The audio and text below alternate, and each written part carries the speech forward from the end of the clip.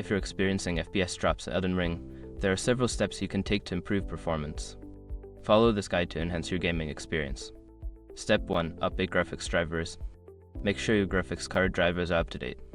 Visit the manufacturer's website NVIDIA, AMD, or Intel to download and install the latest drivers, which can improve game performance and stability. Step 2. Adjust in-game settings. Lower the graphics settings in Elden Ring.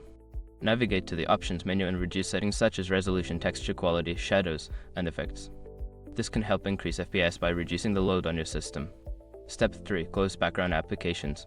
Before launching the game, close any unnecessary applications running in the background. This frees up system resources, allowing more power to be allocated to the game, which can help prevent FPS drops. Step 4. Optimize system performance.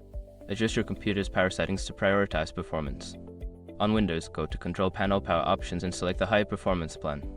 This can help ensure your hardware is running at its best while gaming. Step 5. Monitor system temperature.